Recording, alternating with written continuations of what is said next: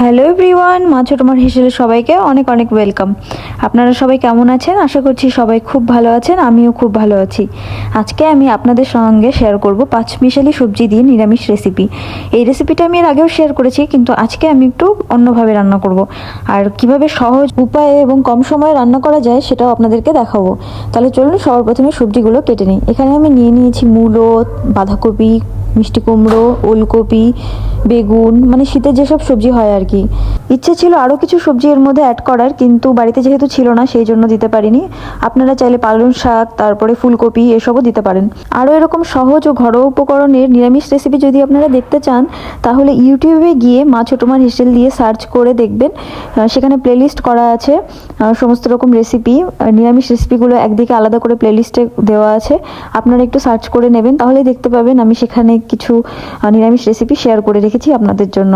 ভাবতেও অবাক লাগে 3-4 বছর আগে আমি কোনো রান্নাই পারতাম না, কিন্তু এখন রান্না করতে এত ভালো লাগে কি আর বলবো। কিছু একটা রান্না করতে গেলেই মনে হয় আপনাদের সঙ্গে শেয়ার করি। এই দেখুন আমি ওলকপিটা কেটে নিচ্ছি। ওলকপিটা কিন্তু একটু পচে পচে যাচ্ছিল, একদম ভালো সময়ে আমি রান্না করতে নিয়ে এসেছি।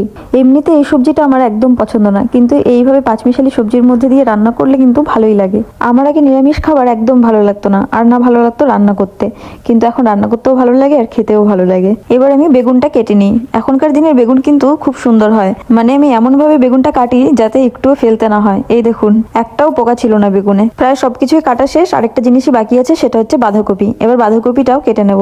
আর হ্যাঁ, বাঁধাকপিটা কিন্তু একদম ঝিরিঝিরি করে কাটবো না, একটু মোটা মোটা করে কাটবো, যাতে এই সবজিগুলোর সঙ্গে বাঁধাকপিটাও খুব সুন্দরভাবে গলে যায়। আর এই দেখুন লঙ্কা, আমি এখানে 2 ধরনের লঙ্কা নিয়েছি, মানে বাড়িতে ছিলই 2 রকমের, আমি 2 রকমেরই নিয়ে নিয়েছি রান্না করার জন্য।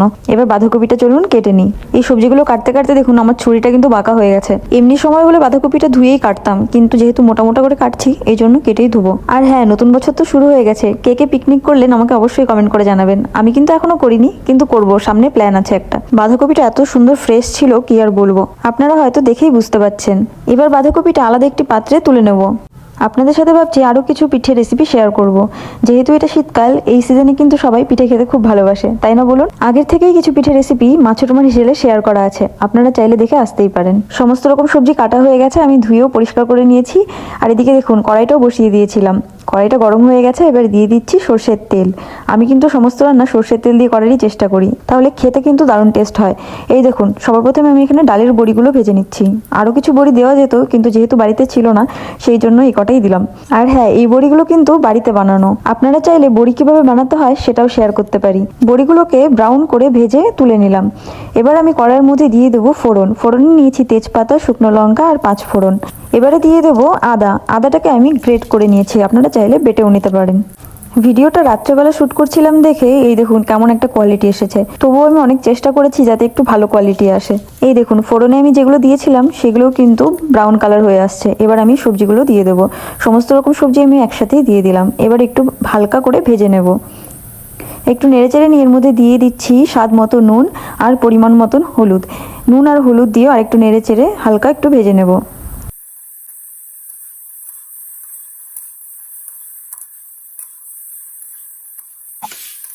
এই দেখুন কালারটা একটু চেঞ্জ হয়ে এসেছে না? এবার আমি এর মধ্যে বাঁধাকপিগুলো কিন্তু দিয়ে দেবো। বাঁধাকপি দেওয়ার আগে চিড়ে দেওয়া কাঁচা লঙ্কাগুলো দিয়ে দিলাম। আপনারা যেই পরিমাণে ঝাল খান সেই হিসেবে লঙ্কা দিতে পারেন।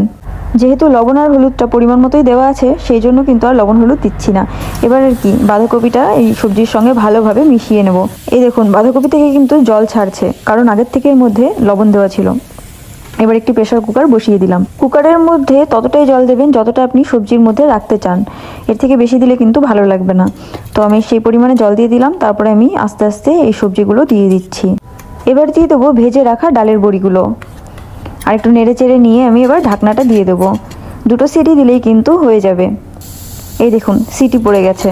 তারপর আর কি ঢাকনাটা খুলেই দেখলাম রেডি হয়ে গেছে আমাদের এই রেসিপি। এবার দেখুন নামিয়ে পরিবেশন করতে পারেন। আর হ্যাঁ, আপনারা চাইলে কিন্তু নামানোর আগে একটু গোটা জিরে শুকনো খোলায় ভেজে গুঁড়ো করে দিতে পারেন, তাহলে স্বাদটা কিন্তু আরও বেড়ে যাবে। যাই হোক, আমি আর ওটা দিলাম না। তাহলে রেডি হয়ে গেছে আমাদের এই রেসিপি। প্রত্যেকবারের মতন এবারও চেষ্টা করেছি যাতে সহজ ও ঘরোয়া উপকরণে আপনাদেরকে রেসিপি দিতে পারি। কেমন লাগলো আমাকে কিন্তু অবশ্যই কমেন্ট করে জানাবেন। আপনাদের ভালোবাসায় মা ছোট মার হেসেল কিন্তু 5,000+ সাবস্ক্রাইবার কমপ্লিট করেছে। আপনারা এতটা ভালোবাসা না দিলে কিন্তু কোনোদিনও সম্ভব ছিল না এটা। এতটা ভালোবাসা দেওয়ার জন্য আপনাদেরকে অসংখ্য ধন্যবাদ। এইভাবেই পাশে থাকবেন, ভালোবাসা দিয়ে যাবেন, তাহলে আমি অনেকটা মোটিভেশন পাই। আমারও ইচ্ছে করে আরও নতুন নতুন রেসিপি আপনাদের সঙ্গে শেয়ার করতে।